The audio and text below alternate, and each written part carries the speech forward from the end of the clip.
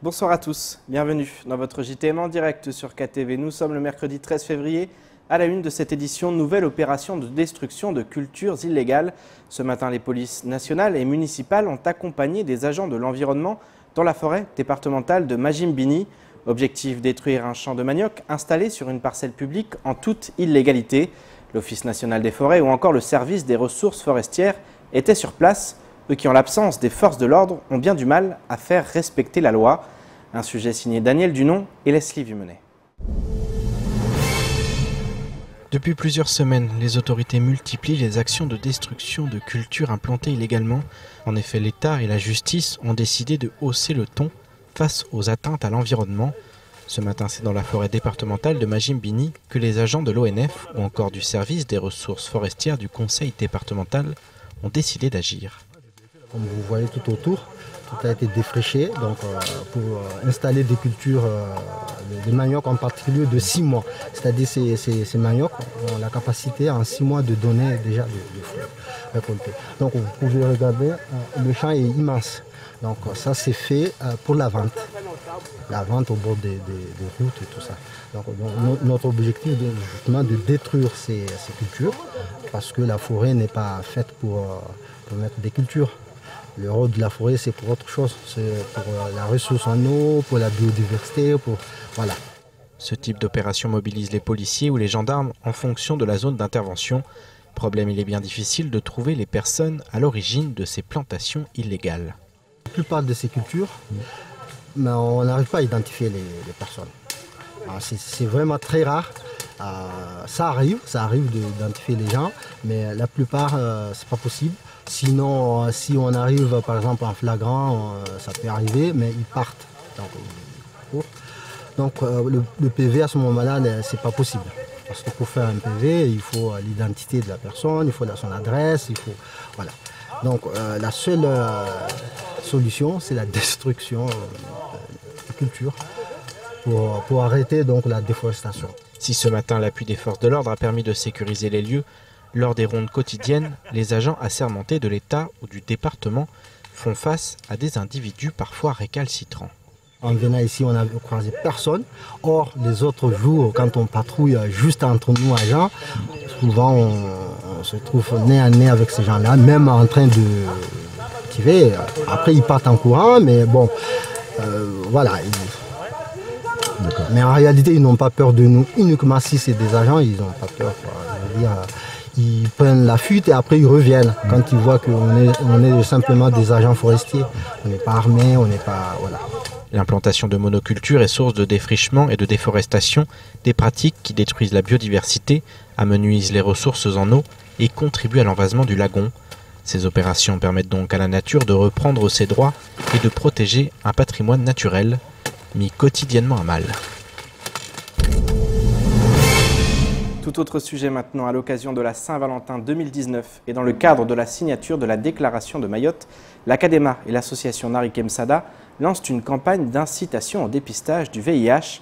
L'occasion de rappeler à la population l'importance de se dépister, mais également de se protéger contre ce virus.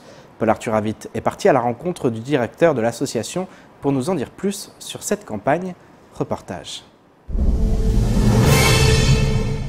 Nous on s'aime.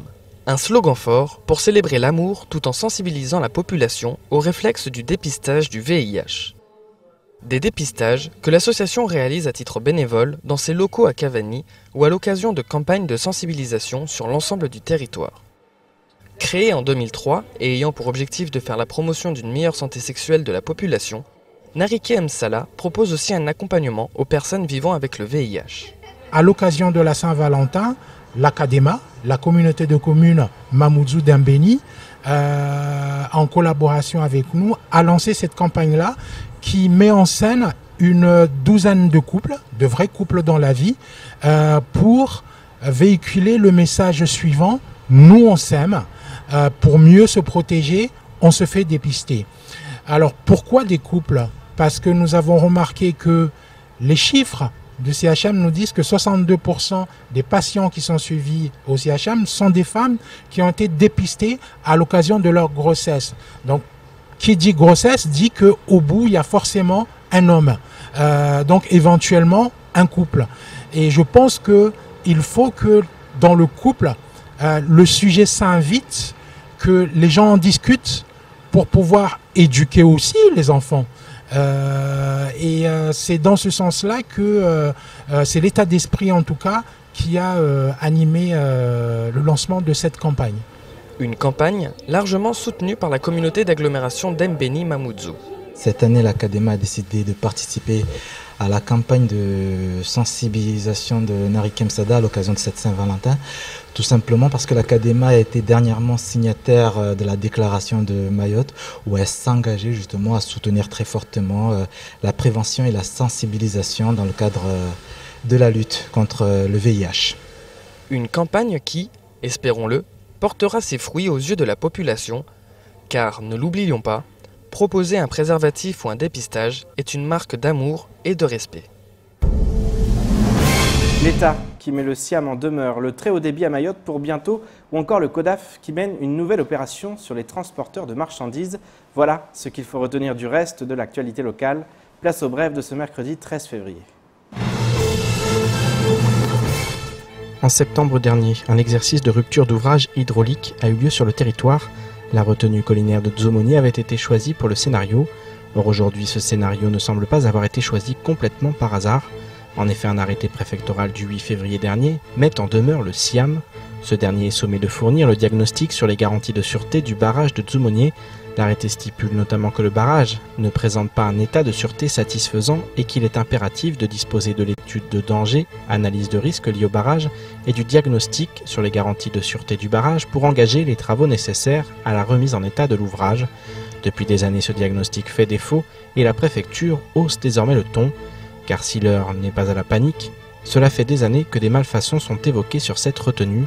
Des milliers de personnes vivent en contrebas et une rupture de barrage aura des conséquences dramatiques. Le comité opérationnel départemental antifraude, le CODAF, poursuit le plan d'action de contrôle des transporteurs. Une nouvelle opération s'est déroulée le 7 février dernier sur la commune de Combani. Elle a réuni la police aux frontières, la DIEC, la Caisse de sécurité sociale de Mayotte et la DEAL. 18 véhicules ont ainsi fait l'objet d'un contrôle entre 9h et midi. Comme souvent, il a été relevé plusieurs situations de travail dissimulé ainsi que l'exercice illégal de la profession de transporteur. Par ailleurs, diverses infractions ont été constatées, comme l'absence de documents de contrôle conformes à bord de certains véhicules effectuant le transport routier des marchandises. 4 véhicules ont par ailleurs dû être immobilisés. Le CODAF rappelle que les activités de transport sont réglementées et ne peuvent s'exercer sans obtenir les autorisations administratives nécessaires. Les propriétaires doivent également respecter leurs obligations sociales et fiscales. Les contrôles des transporteurs vont se poursuivre tout au long de l'année 2019. Actuellement, 2 projets de câbles optiques sous-marins avancent bon train, à savoir Métis et le câble Fly Lyon 3. Métis est une infrastructure numérique qui va relier les pays de l'océan Indien à l'Afrique du Sud. Le câble long de 3000 km² est doté d'un débit de 24 000 gigabits par seconde, soit 1000 fois la vitesse de connexion disponible à Madagascar. Coût de l'opération 40 millions d'euros pour un chantier qui a débuté en janvier dernier et doit prendre fin ce premier semestre 2019. En parallèle, Fly Lyon 3 progresse vite. Ce réseau sera une antenne des câbles existants Lyon et Lyon 2 qui relient déjà Maurice, La Réunion, Madagascar, Mayotte et le Kenya. Fly Lyon 3 sera doté d'une capacité de 4 terabits par seconde et il sera connecté au câble ici. Un arrêté préfectoral paru la semaine passée stipule que la société FT Marine SAS est autorisée à réaliser les travaux d'installation du câble sous-marin de télécommunication Fly Lyon 3 dans les eaux territoriales et intérieures françaises bordant Mayotte du 10 février au 1er mars 2019. D'ici quelques semaines, l'île devrait donc enfin entrer dans l'ère du très haut débit. À Mayotte, un habitant sur 2 possède moins de 18 ans. L'île fait face à un défi de formation sans commune mesure à l'échelle nationale. Chaque année, des milliers d'élèves font face au choix cornélien de l'orientation professionnelle. À ce titre, une nouvelle émission intitulée « Un jour dans la peau d'un pro » arrive sur Kwezi. Produite par la sénatrice Amina Ariti, elle a pour objectif d'orienter donc les jeunes et de suivre un étudiant qui passe quelques heures dans la peau d'un pro dans une entreprise du département. Écoutons plutôt l'initiatrice de ce projet lors de la matinale de Kwezi. L'idée, c'est de d'emmener les jeunes à s'interroger de manière pratique, avec beaucoup de concret, sur leur avenir professionnel. Parce qu'aujourd'hui, c'est vrai qu'à l'heure où on parle d'une jeunesse qui ne se retrouve plus, une jeunesse en perte de repères, Ouais. et l'idée c'était de leur montrer que il y a une issue favorable pour eux si ils veulent C'est possible. s'ils veulent possible. bien jouer le jeu, parce Ouais. qu'encore une fois, ça ne se fera pas sans eux. L'idée, c'est de les emmener à s'interroger sur un métier, peut-être un métier qu'ils connaissent déjà, qu'ils aimeraient découvrir, dont ils ont entendu parler, en faisant une immersion pendant une journée. Une journée, on va me dire que c'est pas long, mais une journée, ça peut aussi suffire à déclencher des choses. Oui. On n'est pas dans un stage, parce qu'un stage, il y a des obligations, donc Bien sûr. le jeune, il le fait par obligation, donc c'est pas la même chose, alors que là, c'est une immersion, il fait le choix d'aller dans cette entreprise-là, ou de découvrir ce métier, pour après se dire, peut-être c'est fait pour moi, ou ça n'est pas fait pour moi. On termine ce journal avec le Salon du Livre de Mayotte qui se tiendra à Paris en octobre prochain. Un événement pour lequel les membres de la direction de la lecture publique et leurs partenaires commencent d'ores et déjà à se préparer. Aujourd'hui avait lieu la première réunion d'organisation de ce temps fort culturel à venir. Un premier contact, notamment avec des acteurs majeurs de la littérature mahoraise, pour définir les contours de cette semaine d'immersion dans l'univers du livre. Un sujet signé Marion Tellier. Le Salon du Livre de Mayotte s'invite à Paris dès la fin du mois d'octobre prochain. Une troisième édition qui, cette année encore, proposera des espaces de lecture, des stands d'éditeurs, des conférences ou encore des tables rondes. Si les dates de cette semaine de découverte restent à définir, la direction de la lecture publique et ses partenaires affichent une volonté marquée, valoriser l'auteur mahorais et impulser une réflexion quant au besoin de développer l'édition sur l'île. La question de la fabrication du livre et de la distribution du livre à Mayotte et dans sa région, on pourrait résumer ça en une question. Mayotte peut-elle être un producteur de livres avec ses imprimeurs, ses éditeurs dans les années à venir? Des auteurs mahorais étaient également conviés à cette première réunion d'organisation pour apporter suggestions et conseils aux programmateurs de l'événement. Ils ont ainsi pu exprimer leur opinion quant aux axes majeurs à définir. Les enjeux premiers, c'est peut-être intéresser les Mahorais à la lecture, ce qui fait encore défaut aujourd'hui, et puis faire en sorte que le livre de Mayotte puisse peut-être être exporté et éventuellement une manière de vendre Mayotte. À Mayotte, nous avons à faire en sorte que le livre puisse être accessible partout, dans les recoins du territoire, et qu'on fasse des auteurs, on ne soit pas des extraterrestres, on redevienne des gens normaux, et pour qu'on puisse être dans les écoles, dans les lieux, partout, qu'on puisse démocratiser le livre. Le salon sera, à l'instar des années précédentes, vecteur de découverte de la littérature régionale. Des auteurs venus de Madagascar, de Tanzanie, des Comores et de bien d'autres horizons participeront ainsi à l'événement.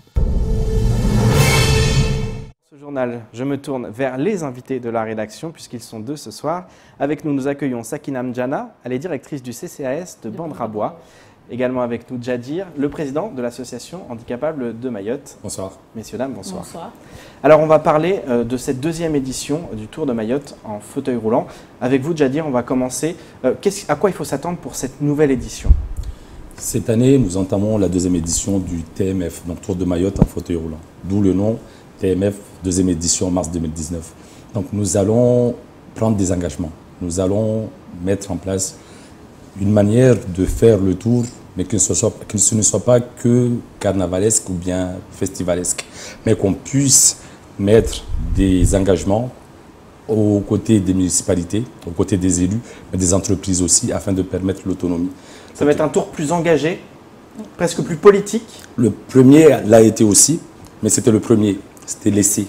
Donc là, cette année, nous savons, la machine est à peu près bien lancée, et nous allons essayer justement de politiser un peu plus l'action, mais surtout dans la mesure justement de faire du concret et de faire du chiffré et permettre d'évaluer justement ce qui a été fait, ce qui a été réalisé et ce qui est en train de se faire justement.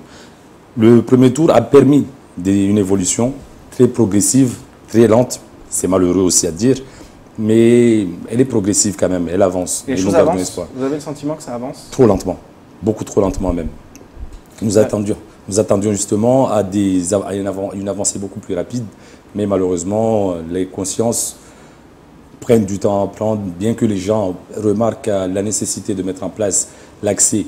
Mais l'accès à l'autonomie, l'accès à la vie sociale, tout simplement l'inclusion sociale à ces personnes-là, bien que les gens le connaissent parfaitement, mais ils mettent du temps à mettre en place les choses. Et les choses mettent beaucoup de temps à se mettre en place, à s'installer. Mais nous allons continuer à lutter et c'est pour cela que nous continuons à faire ce projet-là. Sakina, je me tourne vers vous. Il y a effectivement beaucoup de revendications, ça va être un tour revendicatif. Parmi les revendications, il y a notamment cet accès qui est rendu très difficile dans les lieux publics pour les personnes en situation de handicap. Vous le savez, vous êtes à la tête d'un CCAS.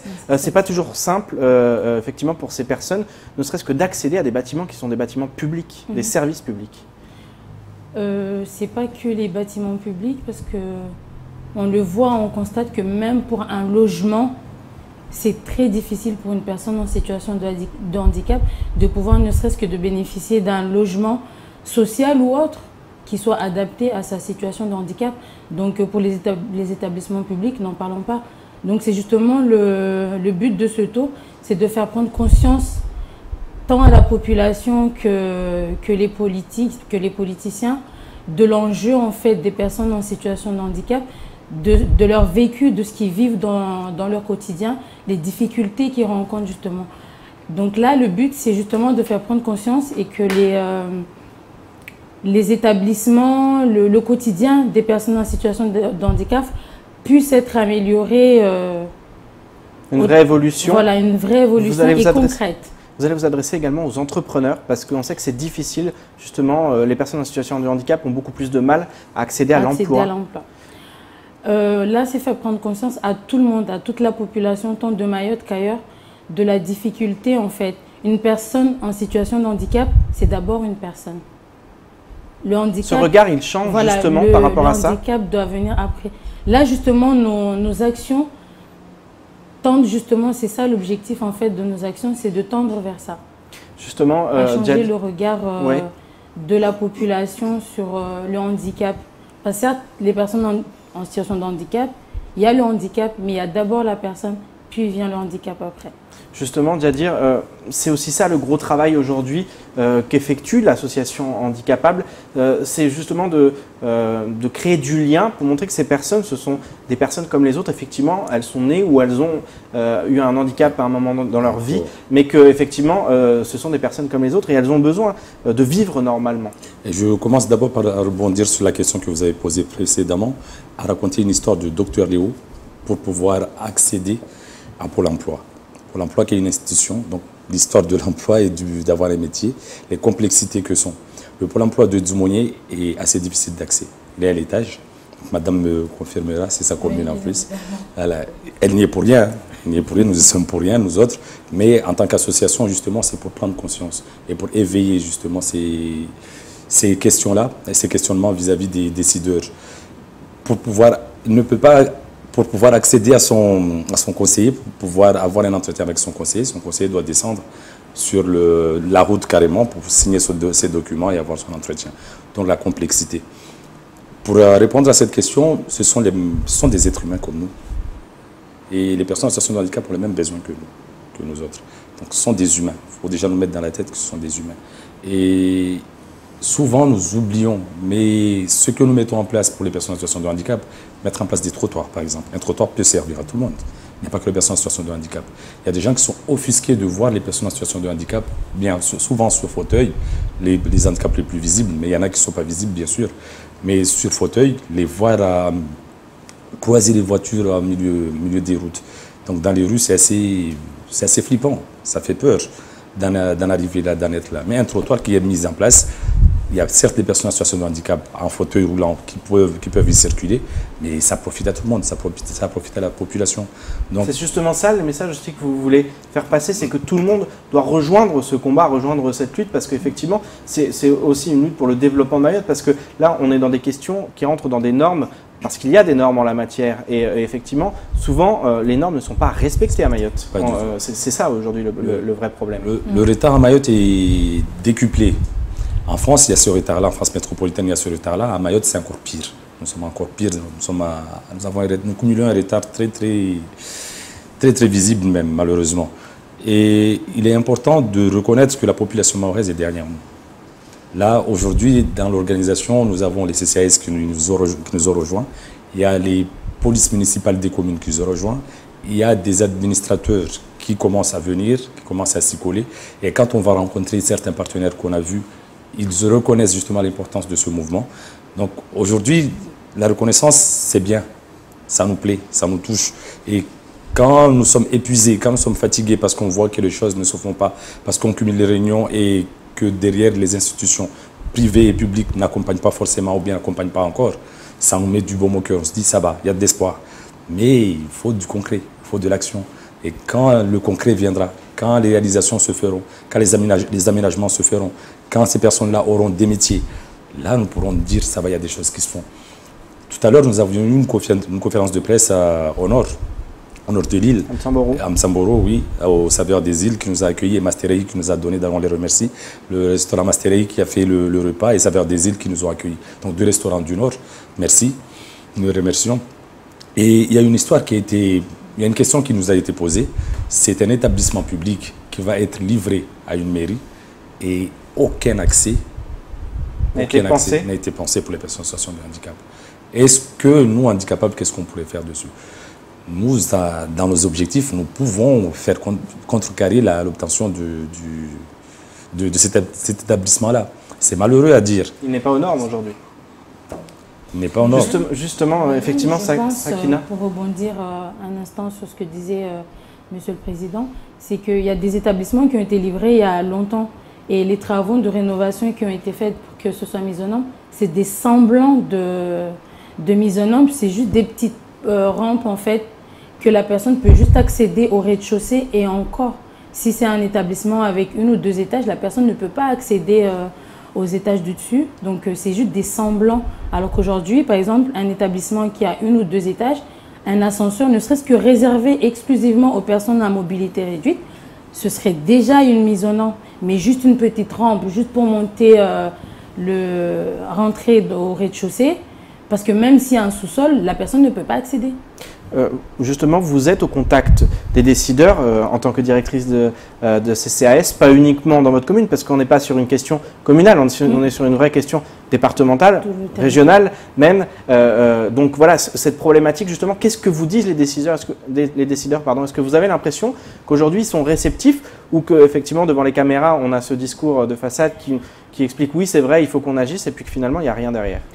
Ils commencent à être très réceptifs en fait, à prendre conscience en fait de l'enjeu du handicap.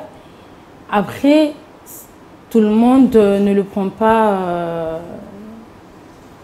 Tout le monde ne le prend pas. C'est-à-dire que c'est pas quelque chose qui a été que tous les élus. C'est pas dans la priorité de tous les élus effectivement. Ouais. Et là, du coup, nous en fait, en tant que techniciens, c'est de faire prendre conscience en fait de l'enjeu et de l'importance en fait d'améliorer le quotidien des personnes en situation de handicap.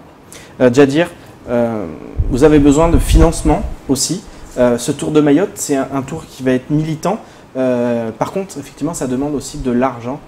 Et ça, c'est un vrai problème aujourd'hui aussi que vous rencontrez. C'est un très gros souci.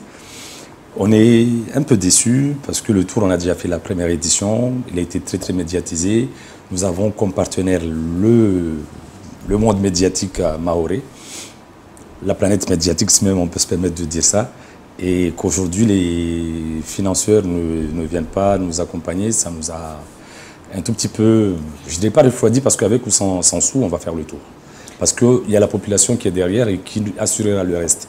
Et il y a aussi les CCAS et les mairies qui sont là à nous soutenir et nous organisons des réunions avec pour justement sensibiliser. Donc, à défaut d'avoir les financements nécessaires, nous ferons quand même le tour. Malheureusement, nous sommes partis là aujourd'hui pour faire le tour sans fauteuil même.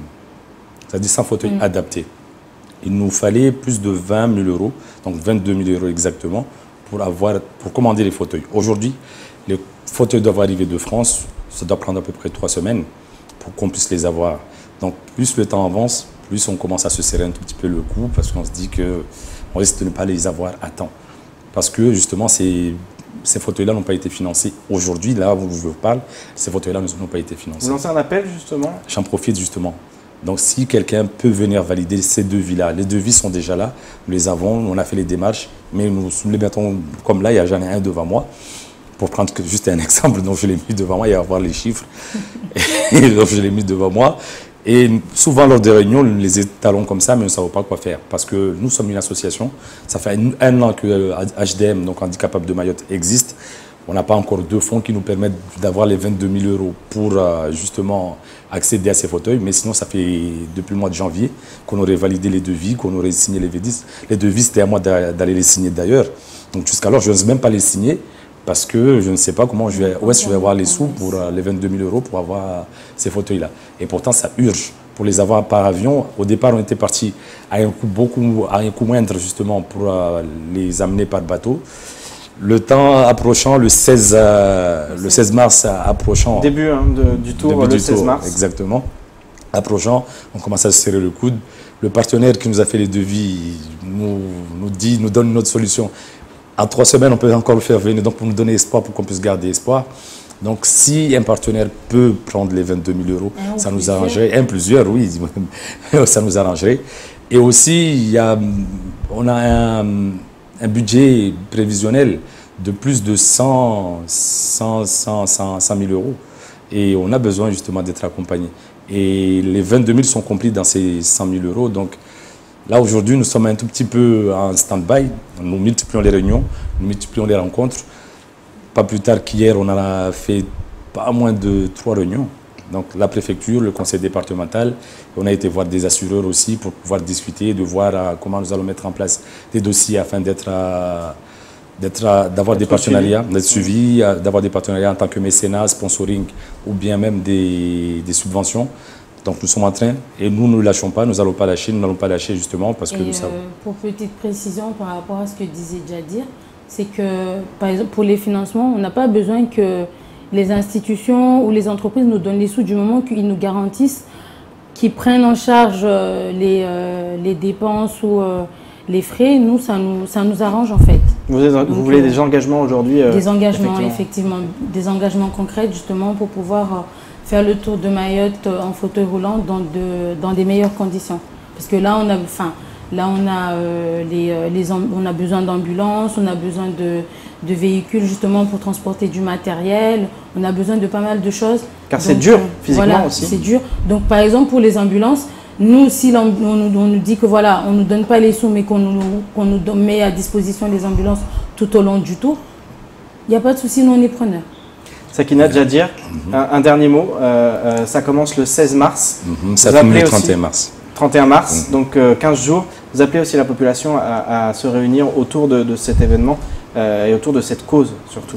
Justement, nous appelons cette population-là. Des partenaires sont là, des partenaires nous accompagnent. Donc déjà dans l'organisation, on a les CCAS de Bandabois, de Bandélé, de Tsingoni qui sont là activement. Il y a d'autres CCAS qui viennent. Pas plus tard qu'hier, il y a le CCAS de Chikoni qui s'est joint. Il y a la mairie de Chirongui qui s'est positionnée depuis le mois de décembre pour nous accompagner. Donc il y a des choses qui se font. Il y a Salama Salmine, l'association Salama Salmine. En parlant d'ambulance, il y a Ambulance du Nord qui est le premier soutien de ce projet. Il y a Suite d'Ambulance qui nous accompagne, la MDPH qui est un partenaire d'organisation aussi, le vice-rectorat qui nous suit. Mais nous vous attendons nombreux. Il y a encore des rencontres qui vont se faire. Il y a la mairie de Kanikeli qui s'est positionnée, donc en parlant des bonnes nouvelles aussi, qui nous encourage. Les établissements scolaires aussi, il y en a certains qui sont positionnés. Parce qu'en fait, à chaque arrivée, on fera une petite arrivée remarquée. Il y aura une cérémonie à chaque arrivée. À chaque arrivée. Donc, et là, c'est vrai que lors de ces cérémonies-là, il y a vraiment la population de Mayotte qui est vraiment active et qui répond vraiment à ça. Et on espère que cette année, ils sont encore plus nombreux. Tu vas dire un dernier mot, le temps de presse. Il y aura une conférence de presse le 13 mars à 10 h.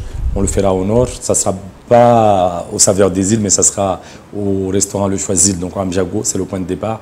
Là, nous reviendrons beaucoup plus amplement sur le parcours. Là, les affiches sont déjà là. Nous les avons, nous commençons à les diffuser. Et nous espérons justement avoir ces financeurs. Nous vous citerons, nous sommes les premiers. Nous venons de montrer l'exemple là avec les partenaires d'organisation. Donc nous sommes reçus et nous avons comme médias, nous avons comme partenaires les médias, c'était le mot que je voulais dire aussi. Les médias sont là, ils nous accompagnent. Et il suffit d'un coup de fil, sincèrement, ce n'est pas aussi facile que ça, mais Les handicapables, on peut se vanter de ça, il suffit d'un coup de fil et nous ouvre les portes. Les médias nous accueillent, pourvu que ça dure, et nous allons faire en sorte justement à ce que ça dure, parce que les médias ont compris l'impact justement de cette action. Et donc, justement, on continuera à vous suivre, on sera présent le 13. Sakina Djadir, merci beaucoup, je crois que le message est passé. On vous suivra et on sera bien sûr présent pour ce tour, et on le suivra de très près, et surtout on suivra les avancées, et effectivement savoir si les projets aboutissent. Merci beaucoup Pierre. Sur le territoire. Merci. De toute façon, on fera le point de ce 13-là. Le 13, donc ça sera à 10h au nord. Nous allons venir beaucoup plus amplement au niveau des détails. Nous confirmerons ce qui sera fait. Et aujourd'hui, l'urgence, ce sont les fauteuils, s'il vous plaît.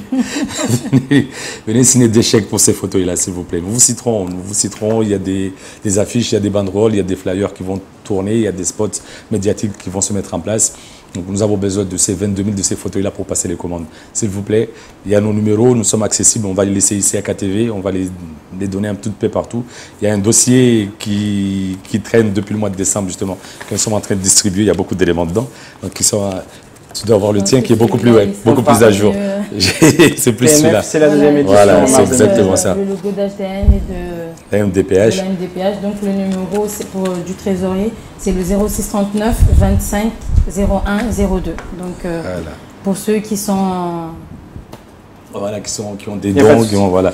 Vous nous appelez et je vais donner le mien aussi pour la même occasion. Allez-y, ensuite il faut qu'on conclue. Ok, d'accord. Donc le mien, ça sera à Poésie et on fera effectivement, on rappellera les numéros. Ok, d'accord. Donc ça sera le 26 44 00. Donc c'est le numéro de portable à Mayotte, donc 06 39 26 44 00. Vous nous appelez, nous viendrons, nous déplaçons. Bien qu'on ait besoin de moyens de locomotion aussi, mais pour le moment on fait avec les moyens. Depuis le mois de mars dernier, nous sommes en train de nous réunir pour ce tour-là. Merci beaucoup. Merci à vous. C'est nous qui vous remercions. C'est ainsi que s'achève cette édition. Ne ratez pas 19h45, votre nouvelle émission Un jour dans la peau d'un pro, présentée par Amina Ariti. Pour ma part, je vous donne rendez-vous demain dès 19h pour une nouvelle page d'actualité locale. Excellente soirée sur Coésie.